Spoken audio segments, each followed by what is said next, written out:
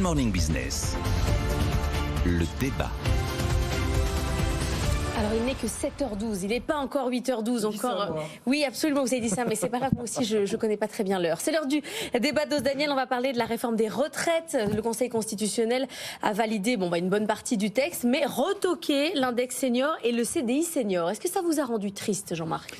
Pas vraiment, non, pas vraiment. Je vivrais très bien sans ça, parce que je pense qu'il y avait deux erreurs dans cette histoire. D'abord, il y avait une erreur de forme, mais ça tout le monde s'y attendait. On peut même considérer que désormais le gouvernement et certains parlementaires introduisent dans les lois des dispositifs dont ils savent qu'ils seront ensuite censurés par le Conseil constitutionnel. Oui. Ça leur permet de dire voilà, vous savez, on a fait des efforts. Des poires pour la soif. Voilà, exactement. Écoutez, hélas, on n'a pas pu y arriver. C'est triste.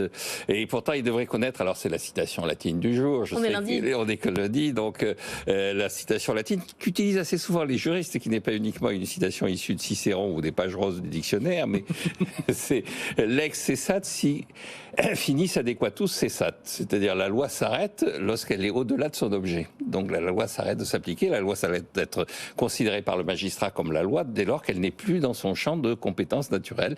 Donc là, c'était tout à fait le cas. Alors sur le fond, je rappelle le dispositif. Le dispositif consistait à demander aux entreprises concernant l'index senior de plus de 1000 salariés, puis ensuite de plus de 300 salariés, de déclarer le nombre de personnes qu'elles employaient de plus de 55 ans. Et je ne sais pas combien de temps doit consacrer une entreprise à répondre à l'administration dans le mois. Ouais, c'est pas très dur, non, de compter. Non, c'est pas très long, mais c'est une obligation de plus. C'est une nouvelle intrusion dans la gestion des entreprises. C'est une nouvelle façon de leur dire, vous savez, c'est pas bien ce que vous faites, vous devriez employer davantage de personnes âgées, réfléchissez, on a besoin de vous. Toute cette espèce d'aspect de dimension pseudo-moraliste qui consiste à en permanence s'abattre sur les entreprises. Ouais. Est absolument ridicule. Et donc je pense que de même sur le CDI senior, alors le CDI, il fut une époque où le candidat à la présidentielle disait moi je suis pour le contrat unique, une seule forme de contrat. Moi aussi je suis pour un contrat très simple et puis ensuite une négociation d'individu à individu, d'entre l'entreprise avec l'individu. Je pense même que le contrat employeur-employé a vocation à disparaître au profit du contrat client-fournisseur. Donc qu'on arrête. C'est qu'on arrête. Laissez-nous vivre assez. Est-ce que non mais carrément, on y va.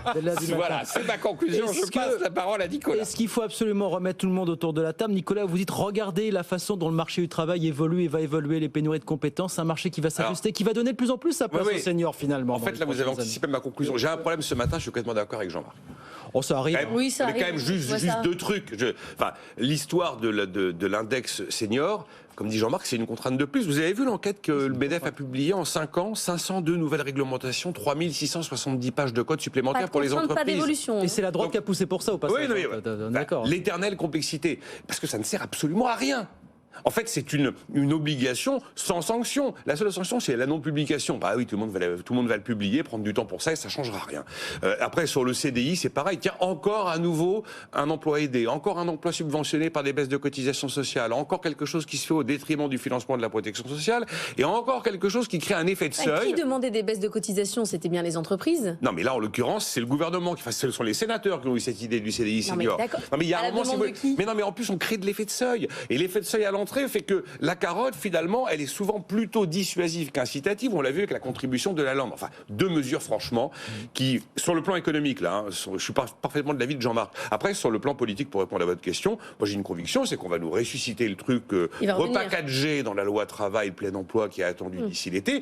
Et Olivier Dussopt, et c'est là où effectivement mettre des cavaliers sociaux, des cavaliers législatifs fait un peu partie de la stratégie, parce que du coup il s'empare du sujet Olivier Dussopt pour nous dire ah mais c'est fantastique, du coup on va pouvoir mettre ça sur le dialogue social et donner la main aux partenaires sociaux. C'est une manière d'essayer d'apaiser la situation, de renouer le dialogue, d'avoir une espèce de possibilité de rebond sur un sujet social. C'était un peu le sucré de la réforme, cette histoire d'index et de CDI. Après, c'est là où je suis parfaitement de votre avis, Guillaume, c'est pas ça qui va changer le taux d'emploi des seniors. Ce qui change le taux d'emploi des seniors, c'est le recul de l'âge de départ à la retraite. Voilà. Beaucoup plus d'ailleurs que la borne d'âge. Beaucoup plus que l'allongement de la durée de cotisation. qui est quelque chose propre à chaque carrière individuelle. La borne d'âge, c'est un marqueur. Hein. Il y a les anticipations d'inflation, il y a les anticipations de retraite. Ça va profiter effectivement à l'emploi des seniors. Ce qui va profiter à l'emploi des seniors, c'est la pénurie de main-d'œuvre. Ce qui va profiter à l'emploi des seniors, paradoxalement, c'est probablement le recul de la productivité, mais surtout pas l'index ou le CDI tel qu'ils étaient. D'accord avec ça en 30 secondes, Jean-Marc, est-ce que c'est l'heure des seniors? Est-ce que c'est l'heure de la revanche des seniors quelque part? Oui, d'une certaine façon. Par la force des choses. Par la force des choses. En tout état de cause, ce qu'a montré l'expérience de tout un tas de pays, c'est que quand vous reportez l'âge de départ à la retraite, vous améliorez la situation et l'emploi des seniors. Exactement. Et donc, plutôt que de bricoler, on laisse faire le marché et la réponse au problème tombera d'elle-même. Il reviendra l'index senior avec l'index homme-femme, il a fonctionné. C'est pas le même sujet, mais c'est pas le même sujet. C'est pas le même sujet. Et lui, il était assorti de sanctions. Il s'agissait pas simplement de le publier. C'est peut-être là ça la suite. Il faut des sanctions. Ouais, mais ça va pas plaire à Jean-Marc. Du tout. Laissez faire la pénurie de main-d'œuvre, laissez faire la borne d'âge, laissez faire le recul de la productivité. Vous allez voir, les choses vont se faire. Dernière citation latine, malus, malus, mala, mala. Ce qui veut dire un mauvais poignet ne donne que de mauvaises pommes. Il nous avait deux mauvaise idée. 7h18. Du coup, demain, il n'y aura pas de latin, Jean-Marc. Demain, fini. Mais par contre, lundi prochain, il en faut une nouvelle.